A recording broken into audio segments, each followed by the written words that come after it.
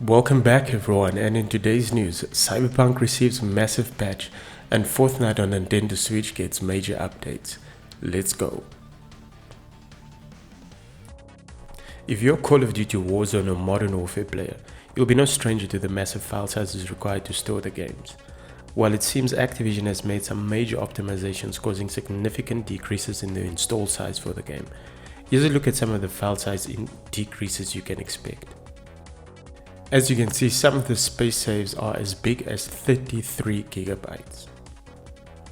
So let us know if you're happy about the decreases in file sizes, and here's also hoping developers can do these optimizations pre-launch to save players the hassle of having to deal with space limitations, especially on the new generation consoles.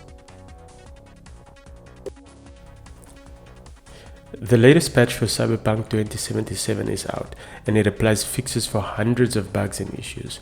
Many players have been plagued by the devastating bugs from the game, even leading to Sony pulling the game from the PlayStation Store. Here's a tweet from the developer announcing the patch release. Some of the issues addressed can be seen here: change in NCPD's spawn rules, steering sensitivity slider addition, even including enabling ray tracing on AMD cards. For a list of all the changes, you can follow the link in the description. Many of the fixes should bring specific relief for console players. The gameplay changes could be significant enough that Sony could be relisting the game to their store again. Let us know in the comments if your gameplay has changed significantly with the latest update. EA announced that they are currently working on a new PGA golf game, EA Sports PGA Tour. A new aspect of the game apparently will be that you can now play as some of the major golfing stars and not just play against them. I'm just really hoping that there's a Mario Golf Easter egg in the game. With Tiger Woods now the cover star of 2K, it will be interesting to see if EA uses another major golfer on the cover of the new installment. No launch date has been announced for the game as yet. Epic Games have announced on their website that Fortnite for the Nintendo Switch will get some major upgrades for the game.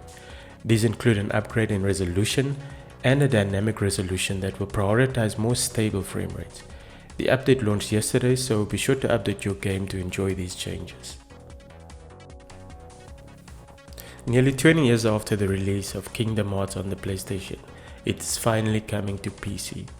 The original games were locked at a mere 30 frames per second, but were limited by the power of the consoles. As an added benefit of the port to PC, the game will now enjoy an unlocked frame rate. This could potentially mean frame rates north of 60 frames per second, if you have a powerful enough PC of course. The game released yesterday on the Epic Games Store and will only be available there for the time being. So if you enjoyed Kingdom Hearts in the past, be sure to have a look at the new release and let us know how the port performs. Riding on the back of the success had by Monster Hunter World, Monster Hunter Rise doesn't seem to be doing too bad either.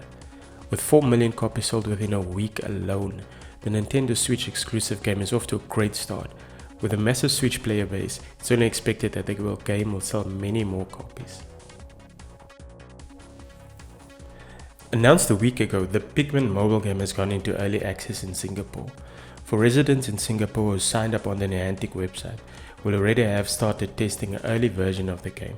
Some of the reports online note that the game gives you Pikmin seedlings which grow the more you walk, and some of the Pikmin that have been confirmed are blue, red, yellow, purple, white, rock and winged Pikmin. The game is set to release later this year. The 2016 Ratchet Clank was a delight for PS owners, but never saw the PS5 update as many other titles have seen.